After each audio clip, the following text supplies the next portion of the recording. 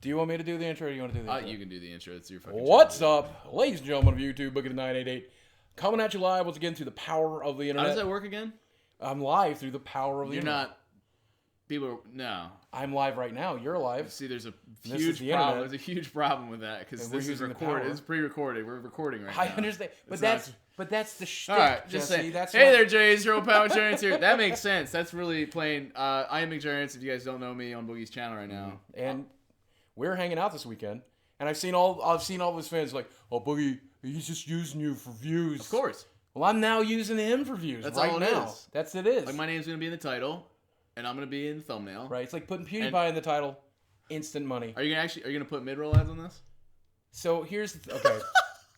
So I'm watching him upload the video we did yesterday, and this dude was like mid-roll ad, mid-roll like 6, 7, boom, boom, boom, like every interval that he could comfortably Yes. do it, he shoved them in. If you guys know this, I make a lot of 10-minute videos.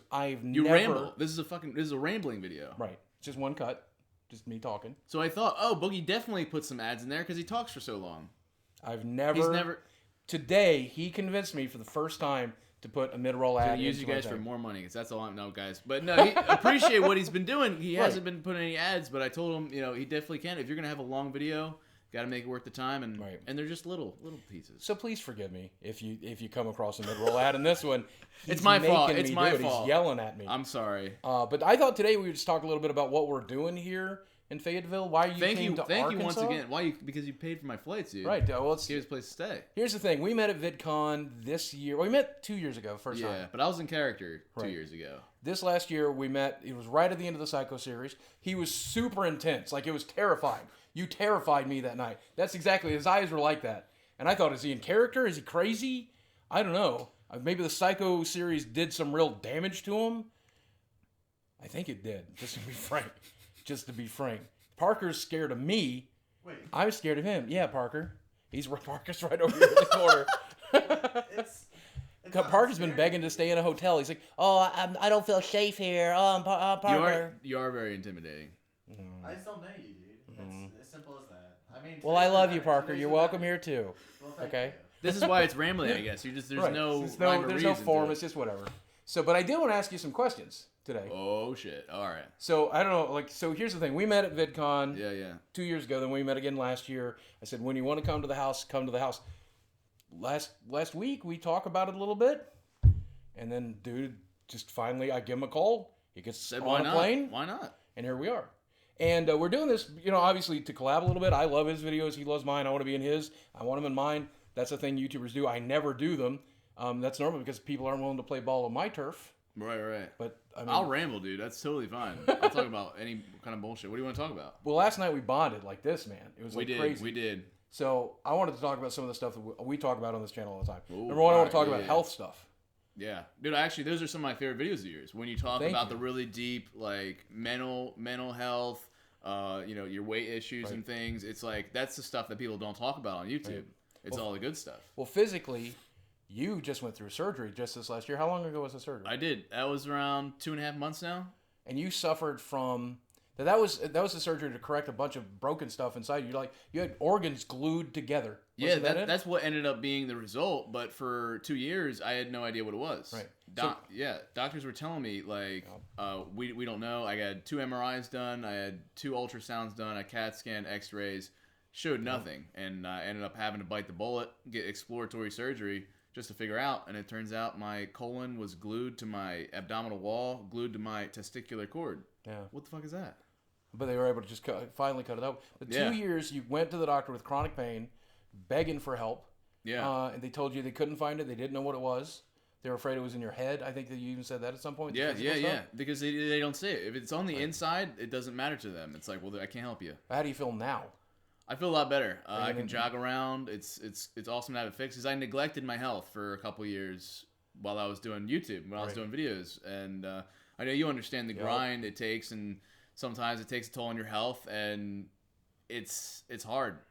And I'll tell you, like, he's a bit of a health nut now. Like, I mean, you can eat. We went to a restaurant last night and probably overdid it. But like my wife very hospitably asks, what do you want to eat? What do you want to do while you're Cook here? some breakfast this morning, some bacon and eggs, like getting But Southern like, treat. Yeah. but he's like, I just want grilled chicken and brown rice, and I drink nothing but water. You sure you don't want to have some beer? No, I just drink nothing but water. It's like, but you take your health serious, and that's really important. It is. It is. But no, a lot of people don't realize that you dealt with chronic pain, and not a lot of people realize that not only did you deal with chronic pain, you still finished school. You worked on YouTube. Are you talking about the brain injury? Well, yeah, we'll get into that. But I mean, I guess your physical pain didn't start till after. Yeah, that was just all during the series. But like, that's you smashing shit. That's you working every screaming, day. and believe it or not, screaming really activates the diaphragm, and like I never popping thought of blood that. vessels and shit. It's a lot. I never thought of that, man. But that's the thing. Like, I don't talk to a lot of YouTubers who deal with chronic pain, and knowing that you dealt with it, that's one of the reasons, man, I love you. But I didn't know how bad it was. Like, you mentioned this stuff idly in videos, and sometimes even on Twitter, so I knew I was aware of it. But you mentioned the brain injury. That's the other thing that I think is absolutely fascinating, that I think nobody knows a lot about. It was before I was really relevant at all. Right, so you told me this full story last night, and I mean, Yeah. I would love it if you would tell them what you told me. Yeah, it feels like a very bad dream because it was a different phase of my life. But yeah, I was in college. It was my senior year, and I was working at the bank, and I decided to quit. I told my boss, "Hey, I'm doing YouTube full time." We decided to do a video every day. 7th day, we did this skit, 21 shots. At the end of the skit, I fall through this makeshift table, and I hit my head. My head had caught the fall, impacted, rattled my brain around. It was a cement floor with just a little bit of carpeting on there. And after that, I was fine. 3 days later, it was like lights went out, and I pretty much became almost like a vegetable. And I was not a person. I had to just lay in my bed. I couldn't fucking think, which is a weird phenomenon. You can't use your brain. Like, we all use it. You're using it right now watching this video, but imagine you couldn't use it. So somebody tries to talk to you, you can't really receive what they're saying. And you said, like, that's when you first met your girlfriend, Julia, yeah, right? it was a few months after we started dating. So you were like, that messed that up. It messed up school. It messed up your social life. It messed up you trying to get started on YouTube. I mean, it screwed everything up. Yeah. And you were telling me that the doctors, like, could not find the source of it. They did a CAT scan. Yeah, I got a CAT scan done, and most concussions or brain injuries, they don't show up on scans. So immediately they're like, oh, it's all in your head. I can't imagine what that's like. I can't imagine to not be able to think straight and have people tell you you're imagining You it. feel helpless, and it's frustrating as all hell, and you just want to like punch something. And yeah, I would stare at the wall. I would stare at the ceiling for like 8 hours a day. I couldn't look at my phone. I couldn't even play video games. I couldn't do anything. I couldn't even think about ideas. Couldn't do YouTube. It was senior year of college. I was just barely skating by my classes. I had to go to my professors and be like, look, I can't think. Like, I know it's bullshit, but like, I'll show you the video. Like, I'm seriously messed up in my head. And it was scary to think that I didn't feel like a human, and that the brain, how important it is. It's really everything. And how, like you said, eventually, like, you started to recover. It started to recover on its own, right? Yeah, it was very gradual, baby steps, and I couldn't even exercise. It hurt to exercise. It hurt my head to move, to walk around and stuff. It was the weirdest thing. It felt like a shard of metal was just kind of shoved into my skull and was constantly there. It's so hard to explain, but yeah, it took about maybe 6 to 8 months till I was feeling a little better. And even now, like, if it's a day where I'm thinking a lot or working harder, I start to feel this kind of fog, this brain fog, and it sucks. And the reason I want to talk about this stuff is because I know there's a lot of people that watch me. They watch me because I deal with the mental disorders that I deal with, and we deal with the weight issues and stuff like that. And we talk about it all the time here. And I don't feel like anybody ever really talks about this. And even though you've talked about it a little bit on your channel, you've never really told people the stories that I think you just told. Yeah. And I think that's like so important, because I think people look at you and they see young, happy, healthy, normal Jesse, and they see that you're successful, and they're proud of you for that. They're excited for you. Yeah, some people get a little jealous, but for the most part, nobody knows that you also did this through chronic pain, through a mental issue, maybe not necessarily an illness, but definitely an issue that you're still struggling with. That's fucking amazing, dude. That's amazing. Yeah. I think we shared some things like that where it's like, I'm usually an open person, and some of you guys that have watched the channel, I've talked about the brain injury, but it's not at the forefront anymore. It's like almost like I'm trying to like repress it and put it in the back of my mind, because like that was a dark time. And was suicidal for a bit. Yep. Because I just really felt like a piece of shit. So to be out of it, I don't even want to think about it. But what I think the key is that even if doctors or people in your life aren't believing that your problems are problems, I think what got me through it was just like believing in myself and being kind of like my own self-advocate. Right, going exactly. to doctors and just like, hey, like this is an issue. Like you need to get that this is an issue. I know you can't see it. Yep. But you're not me. You don't feel the problems that I feel right now. I need help. And That's crazy. That's insane. I've dealt with that my entire life, but I always felt like that was just me going through that. And to know that you've gone through that. And that's the thing. A lot of people I don't know. So we have a lot of mutual fans who just love this video. Dude, you deal with a lot of shit. And guys, let me just vouch for Boogie here. He has a lot of comments that are like, oh, why don't you just fucking eat better? Why don't you just exercise? Why don't you do this? It's like it's not that fucking simple. Right. I had less for breakfast than he did today. Yeah. I watched him eat twice I think as I much as ate did. like twice as much for dinner last night too. Yeah, I took my own home. Yeah. Yeah. Well, but I mean that's where I'm at now, and that's the thing. It's a road to recovery. You know, I'm dealing with the mental stuff. I'm dealing with the physical stuff. But we both have succeeded. I mean, that's the thing. Yeah. And so when people ask me, like, Boogie, like, I have a lot of mutual fans who like the Rage Sphere, and they like me and Michael and everything else, and you, obviously, Angry Grandpa, Waffle Pone, going back to even that. Yeah. Or the other Michael from Rooster Teeth that does they just like the Rage stuff, and that's Right. great. There's people who I think like us as people individually, but the reason I bonded with you is every time you've ever talked about this stuff, that made me wonder how much of the number one, to respect that, but number two, to wonder, because here's the thing, and my viewers know this, your viewers will not know this.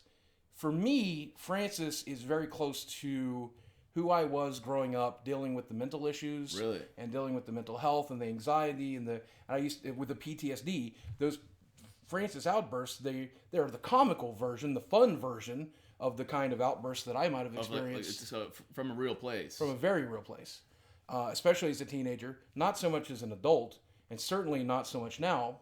But I've learned how to control my PTSD through therapy, through medication, and other things. But as a child, I would throw a desk across the classroom. You know? I was famous for that. He was telling me stories, and it's like, it's mind blowing. Yeah. Like it's a true success story of what Boogie has managed to do with his life. It is inspiring. There's like a huge takeaway. This is for me to kiss your butt. You're not supposed to kiss my butt. This is for me to kiss your butt. But seriously, like I know that Francis is who I was. And Jesse, when I do the Jesse character, not this Jesse, but the Southern accent, progressive hillbilly. The point of that character is that's who I was. Boogie is who I want to be. This is the person you see here on YouTube is very much the ideal version of me, the person that I want to be, the best version of me. Right. And the character that you see when I stream 5 nights a week, that's probably closer to me, with the stupid sense of humor and the goofy, ride the mouse and eating Pokemon cards and all that stupid shit. You didn't actually swallow those, did you? No. Oh, okay, all right. No, I do know how to palm it to make it look like I swallowed it. Oh, nice. And the other thing, I don't know if you ever seen me do this, but this is a shtick I do in there. What are you about to do with it? I'll go like this. Right. And just eat part of the beard. How was that? It tastes like human hair. So it's fucking disgusting. But see, that's the thing. It's a palm. I'm palming. That's just sleight of hand. See, I'm not actually clipping anything. There's nothing there. But on this shitty web camera on stream, it's all revealed. It looks like so. Oh God, there's that was actually a hair now. But my question is, so I know how much of Francis is me. Oh, I see where you're going with this. How much of the Psycho Kid is you?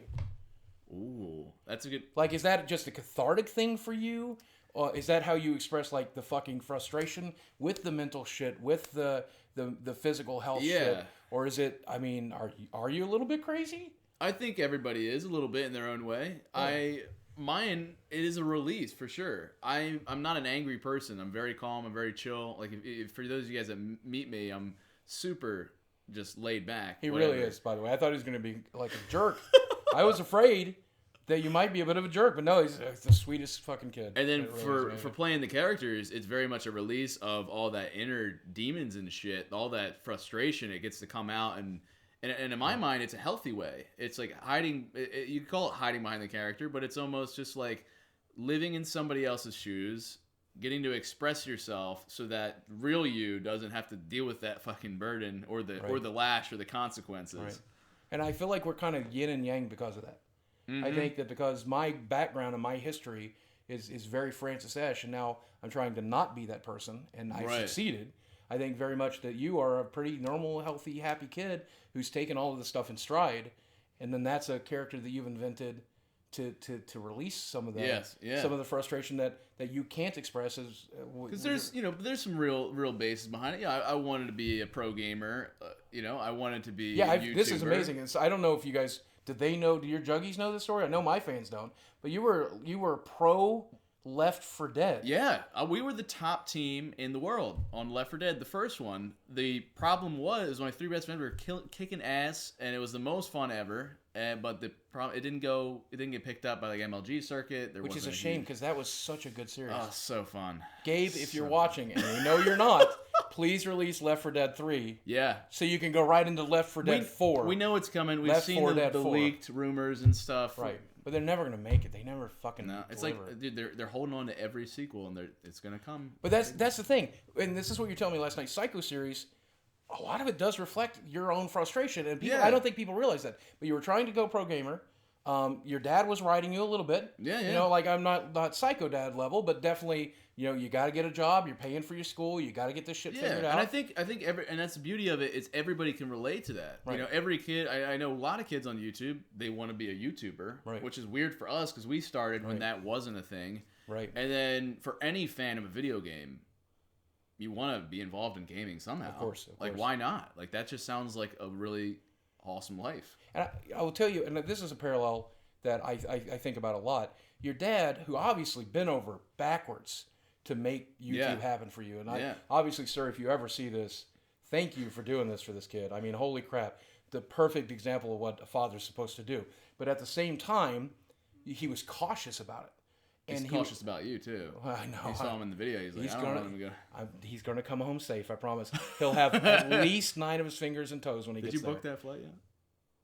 I mean, don't worry about it. Just don't worry about it. The point that I'm making is... Anyway. The point that I'm making is... what was the point I was making? Something about my dad. Because now I'm thinking about...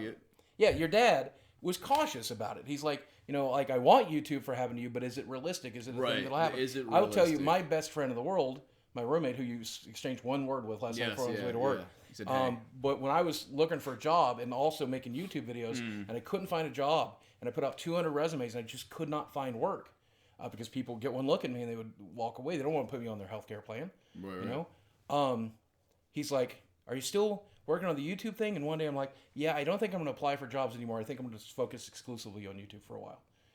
And I had disability to support that, but that was like $700 a month or whatever it was. Like, I think it was $700, $800. It's just barely enough to survive. So if YouTube didn't work, I was going to fall apart. And he's like, I don't know if you should put all your eggs in one basket. Right. And obviously I did put all my eggs in one basket, and it did pay off. Yeah. But that's like the realistic response. It's like the odds of it succeeding. You got to go with the odds on that one. It's like, well, it's But we're both deluded as fuck, so it made sense in our mind. Well, I think, to be honest... I think about Bo Burnham a lot, and Bo Burnham says, that's the thing we talk about. We tell everybody that everyone can be successful, and that's not true. Only a handful of people will be successful. But that's the thing. Bo says, I was born into a privileged situation. Who's Bo Burnham? He's my favorite musician and comedian. Fucker. But he says in an interview, he says, look, I was born into a privileged position, right, and I had everything going for me. And I still got lucky, and I'm still miserable, is what he says in a Conan interview. I think it was Conan. But you think about that. There's a lot of luck in what you and I have had an incredible amount of luck. Yeah. But at the same time, we created luck. Like you talked about working at the bank every day. You talked about being shop bitch. You talked about mowing with your dad. Yeah. And if you settled for that and did not take the risk, that's what you'd be doing right now. You'd be mowing, doing local theater. And then technically you could argue that YouTube didn't work out. Because I didn't try. Well, I just gave up. Right. That's exactly. I mean, but that's the message I always try to send at home. Like you can't create luck, but you can create opportunities for luck to happen. Right. And if you don't take the risks, if you don't take the shots, if you don't create that opportunity and open the world up to you, then you don't succeed. Right. And I was at a point, Like you were at a point where pretty much no matter what direction you were going to go in, you were going to be okay. Right. You wouldn't have been wildly successful living your dreams, but you were going to be okay. Right. I was at like destitute levels. You know, I was miserable. I couldn't work. I wanted to work. I was trying to collect on disability, but I was too disabled to actually work. It was, I had nothing. I had one shot, and I took the shot, and it worked. And it worked. And maybe that helped, honestly. Maybe it helped that it was all or nothing. I don't think I would have been as brave as you. I don't think I could have walked away from a decent paying job at a bank and said, you know what, quit. What did you say to her when you quit? I told her, I was like, I'm quit. I can't do this. And she's like, what are you going to do now? I was like, I'm going to be a big YouTuber. And she's like, what's that? She didn't know what the fuck it was, right? She's like, all right. All right, well, that's... Go, sure. Okay. Whatever you say. You may well said, I'm going to be a Prussian prince one day. Okay, I don't know what the fuck that means. It was a ballsy fucking thing to say to her, too. Yeah. I don't know. But that's how delusional I was. That's how badly I wanted it. And yeah, that's the thing. I think for any of you guys aspiring to be something, you know, or have these big dreams, I think it's very easy to be looking at the easy, safe choice and almost have that as a fallback, and it almost limits you from really excelling at what you want to be doing because it's like, oh, I mean, I'll be all right regardless. It's not as dire. Like if it's desperate, you had that safety net underneath you of a loving family who would help make sure you found the right place. It could take over your student loans if they needed to. Had a room for you to sleep in, and you used everything that you had to your advantage to take reasonable risks, and I think that's what I'm talking about. Yeah. And I think that's amazing. Man, has it paid off for you? It's been incredible. And thank you guys. the other thing that I really respect about you, since this is about kissing your ass, the other thing that I really respect about you. Hold on, I'm bending over. We can do that. You bring like some real sketch comedy to YouTube when it's kind of vacant there, and it's still improv. You even compared it a little bit to Curb Your Enthusiasm, and I think that's very accurate. That's what I think the best stuff on YouTube is. And I've seen how you work because we're working together right now. We're filming together right now. I love the fact that you're one of the very few people telling a story still. You know, not a lot of people try to use their channel to tell a long story, an interesting story. A lot of people try to use their channel to just one and done. This will go viral. This stands alone. But a handful of YouTubers like Casey Neistat is kind of telling a series, and you are certainly telling a series. And I think YouTube doesn't get to be it's more of a Good Mythical Morning kind of atmosphere where every episode stands on itself, and you might come back for more, but even if you don't, that one video or that one skateboarding video or that one prank video that goes viral, people stand on those laurels. Right. You're one of the very few people that, while every Psycho series, all 700 videos in the Psycho series stands alone, they also tell a very cohesive The long narrative is where it's at. And yeah, it's a hard thing to be telling stories on YouTube because it's like, you could just do a vlog at that point, and that's why the style has become like let's skit mixed with vlog and tell a story because I want there to be substance to it. I don't like just entertaining people. I want there to be some kind of moral, some kind of purpose, some takeaway. Because YouTube very much is just like fucking tabloids. We're in the golden age of drama and clickbait and using people's names and diss tracks and all this shit. Where it's like, yeah, it's entertaining, but what's it actually doing? Right. And I will say the other thing that I think is interesting, and I just want to get on record. I want to get on record, okay? So you answer this question if you're comfortable answering this question, because this is a loaded question here. I mean, this is loaded baked potato. I met you 2 years ago, and I was only slightly familiar with their content. I had seen most of the Psycho virals at that point. I had only checked out maybe one or two vlogs, but I don't have a lot of time to watch a 20-minute, 30 thing. Right. So I'd seen only scarce little bits, pieces of that. Did you just give Scarce a shout out there? I guess I did. Hey guys, today we're talking about Jesse Ridgway, very, very big character, very big channel, 3.5 million views. Wow, I'm even fatter than Scarce. Sorry. That's the meme. I think that's the meme. I don't know much about the... I think I think that's the meme. He's supposed to be fat, but he's not actually fat. Yeah, and he wears plaid. He wears plaid, I think is the thing. I don't know. Anyway. You were safe with that. But you're distracting me from the loaded question. Sorry, it's rambling. You what can't handle this. You can't handle a big, hard hand. Hit me. All right. So I asked you a question. I said to you, I said, so how much of this is real? And then I said, you know what? I don't want to know. I'd rather not know. I'd rather have the illusion. But since then, you've just come out and told the world that the Psycho series is scripted and that not everything we do on camera is real. Yeah. But the reality of it is, like, even down to your vlogs, How much of that's real, Jesse? How much That's of what you put on the that is internet a loaded question, because if I say it's 100% fake, then it's like, well, what the hell? Then what's real, right? What's real? Who is Jesse Ridgway? What about 90%? Is this Jesse Ridgway? Does that mean What this about is 80%? Because like I watched the Right, vlogs where when I really started getting into your content and found the time to watch was when you were revamping the house. I forget whose house it was. It was my Aunt You were, Jackie's second house. I was moving out. I was gonna and like live in that. I was trying to find the real reason you were revamping that house. Right. Was the storyline really real? I had my thought. What did you think? Thoughts about the divorce or the separation. I thought that couldn't be real, but maybe that is real. Oh, it was real, and then I just created a story around it. Right. Kind of So thing? like I never knew. Are you creating these events to tell the story around, or are you telling the story around the events that are already happening anyway? 95% fake. Right. And so here's the thing, and me and my wife were laying in bed last night after our first night hanging out with Jesse, and my wife says, "Man, he's the sweetest kid I've ever met. I really like him, and I even like Parker." And she goes, I don't tell him this. So, oops. She's like, "Don't tell him this," but I was kind of afraid after seeing some of the videos, especially the ones with Michael, that maybe he was going to be a little bit of a jerk. Right. So the point that I'm making is, don't believe everything you see on the internet. Yeah. Don't believe everything. And that's you see across on the internet. board. That's not even just like, the Mcjuggernuggets YouTube channel or a Francis skit. That goes to every fucking YouTuber. Right. And be cynical. Be cynical. Yeah. Use your analytical brain is the best thing that you have. Be cynical. Doubt everything you hear, every piece of news, everything. Do the research for yourself. Dig into yourself. Figure out what you believe. You don't have to believe what somebody told you. Right. If somebody tells you the Psycho series is real or the Psycho series is fake, you make your own decision and stand by that. That's a good lesson. Yeah, because it's like we've seen it on both sides. We've seen, like, not dropping any names or anything, but we've seen YouTubers that play an asshole. Right. They have an asshole, narcissistic kind of like dickish attitude in their videos. But you meet them in real life, and they're the nicest, awesomest, greatest people in the world. Yep. Then on the flip side, I notice how neither of us are willing to drop any names. Right there. Hell no. Right. Then you have those people that are like really nice, like, hey guy, the best side version of themselves. And then you see them off YouTube, and they're fucking an asshole. Yeah. They think their shit don't stink. I've only met a handful of actual assholes, honestly. 99% of the people, even the people that YouTubers generally viewers think are villains of YouTube, turn out to not be that shitty. Yeah. In person or in real life. The needle points to usually pretty good. A couple of them. I do have a couple people on my shit list, but I'll never fucking say that on a video. Michael Green? Oh, he's the worst.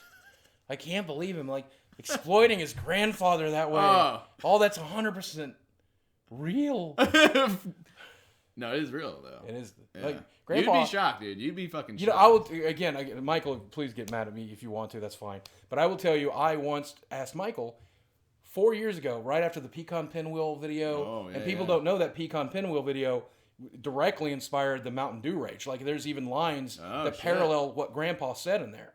And that, of course, was my most viral video for a really long time. That makes sense, actually. Right, like the fact that the Mountain Dew's in the microwave is because Grandpa kept this. Pinwheel? He kept the pinwheels behind the microwave, whatever. So I asked Michael one day, and I'm like, Michael, how much of this that I'm seeing is real?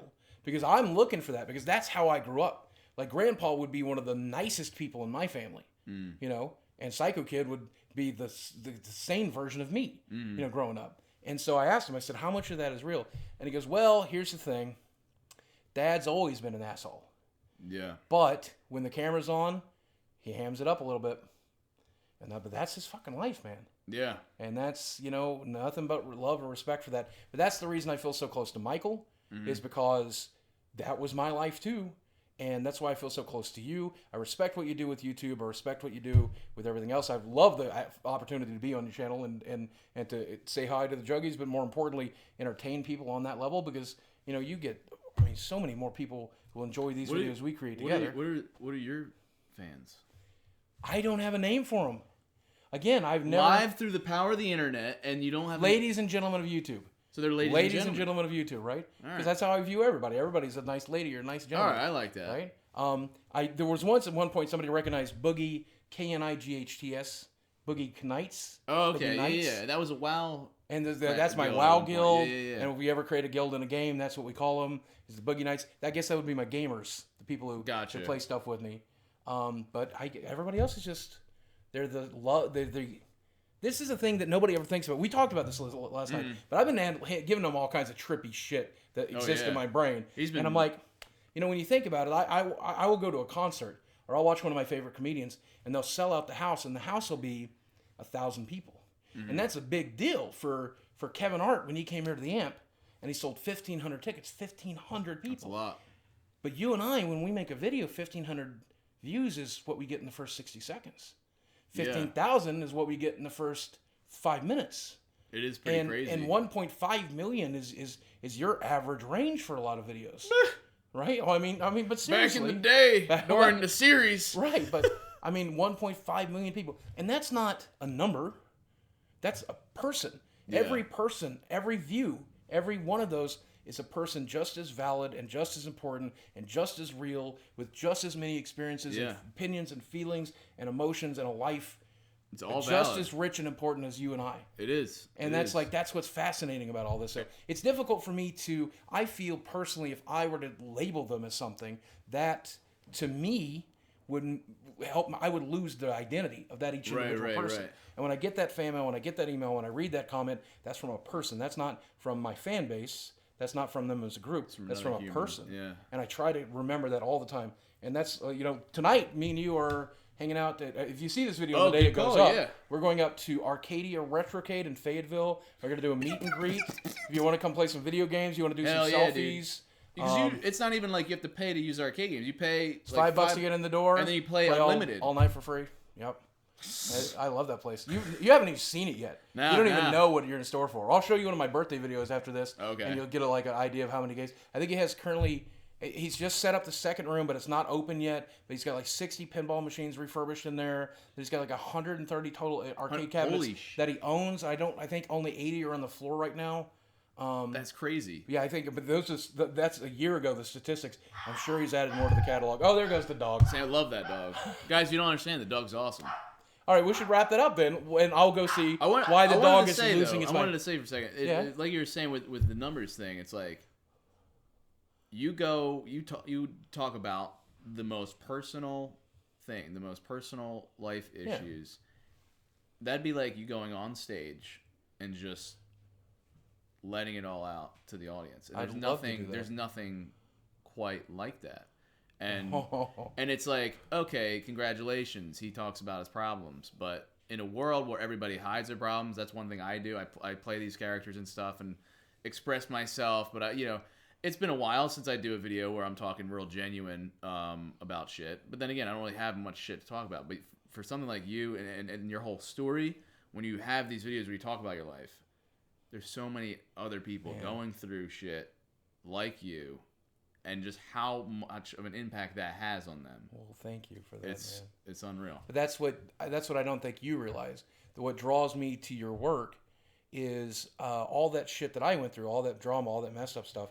You produce a comical version of that. And I know you expressed to me one point, and I think even when you were talking to Michael in one of your videos, you're like, you make fun of what I've experienced. But to me, making fun of that heals me. Right. To see the comical version of that, to see the funny version of that, to see the absurdity of it.